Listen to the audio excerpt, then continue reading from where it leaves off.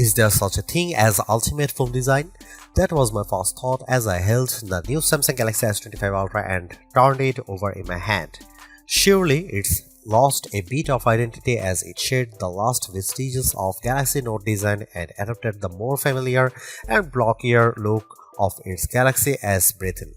The Galaxy S25 Ultra looks not only more like all other S25 phones in the lineup but more like an iPhone than ever before. I don't consider this mimicry. Instead, as I noted above, there may in fact an ultimate smartphone design, and for the Ultra line this shift was inevitable. A moment of sadness, though, for the once iconic Galaxy Note that owned the flagship designation in both looks and functionality. It was the only smartphone virtually industry-wide that included an integrated stylus. Somehow, Samsung has managed this slimmer, lighter and squarer makeover without losing space for the S Pen, which alone is an achievement worth celebrating. However, people are done talking about the new design, including a slightly larger screen than the S24 Ultra. They will likely become obsessed with the deeply integrated AI experience.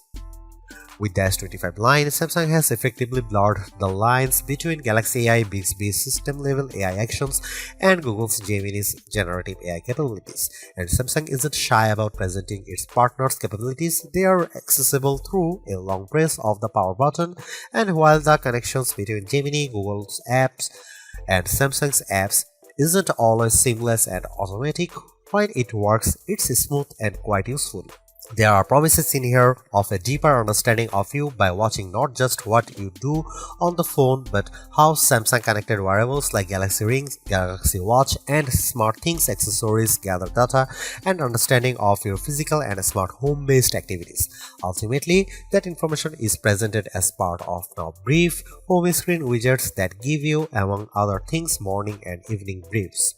That tracking might sound scary if Samsung hadn't worked closely with silicon partner Qualcomm to ensure that the Snapdragon 8 Gen 8 Elite for Galaxy has a silicon core that's devoted to your personal data engine, and if it weren't for Samsung's liberal use of its Knox security both of the phone and across its ecosystem of devices. In my time reviewing the S25 Ultra, I saw some personal insights in my briefs but not enough for them to be meaningful. I think this is the kind of feature that will bear fruit after weeks of using the phone and essentially training the AI to understand you. AI can be found sprinkled throughout the system, including in photography, which is a good thing since Samsung has done little to upgrade the physical camera array. Of the 5 cameras, only one got an upgrade, the ultra-wide, which is now a 50-megapixel camera. On the other hand, Samsung has upgraded its Pro Visual engine, and as a result, photography is generally even better than on the Samsung Galaxy S24 Ultra.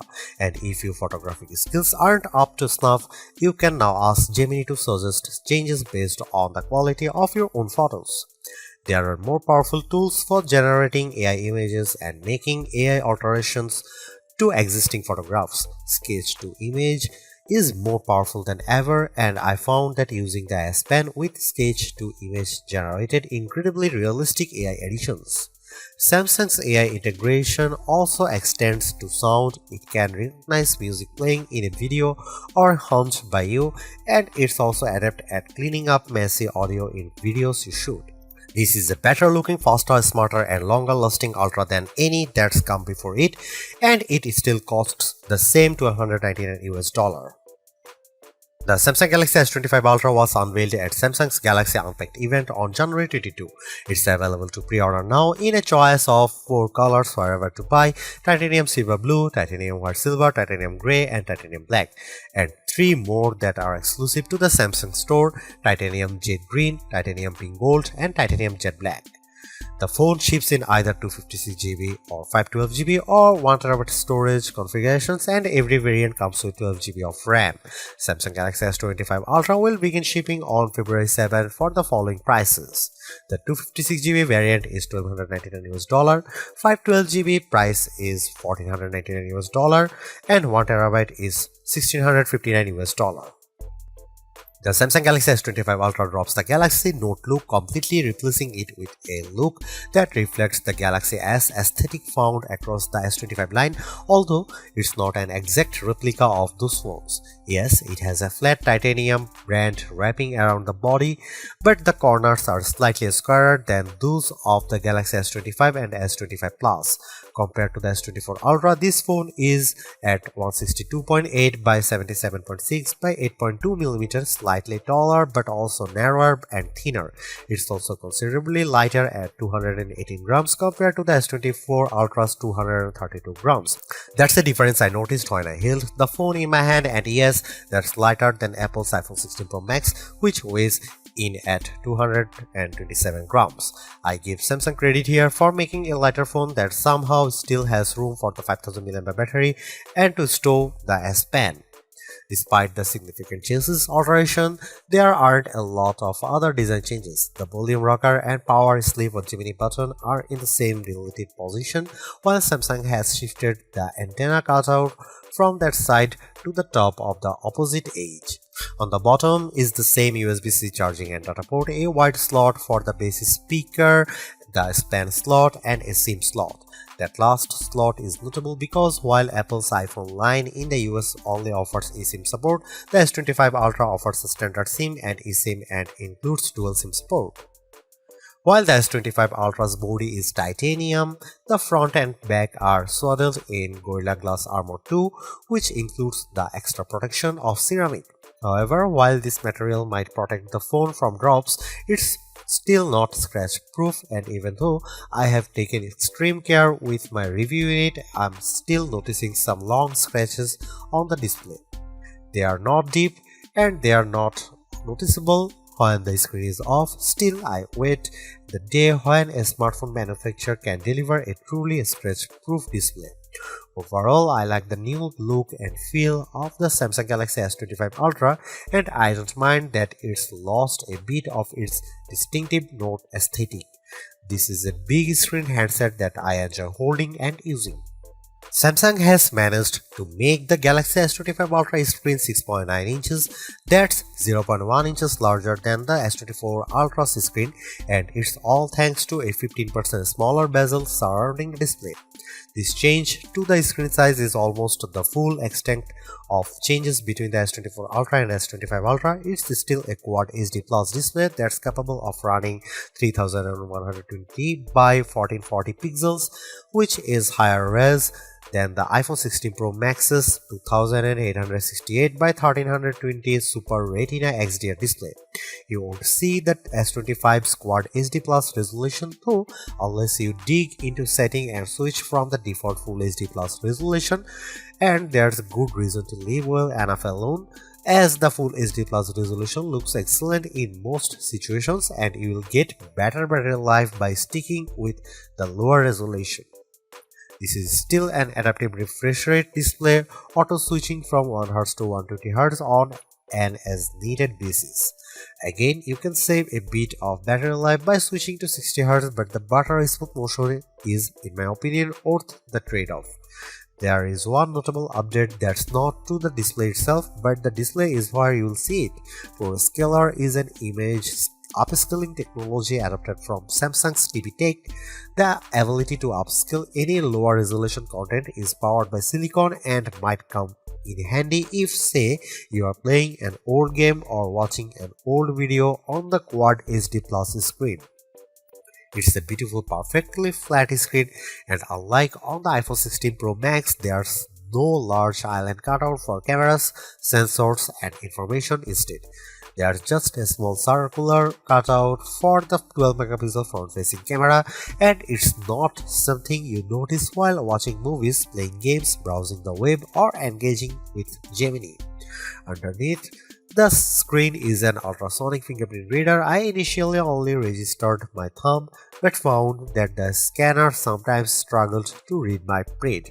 My skin is incredibly dry right now, so that might have contributed to the flakiness.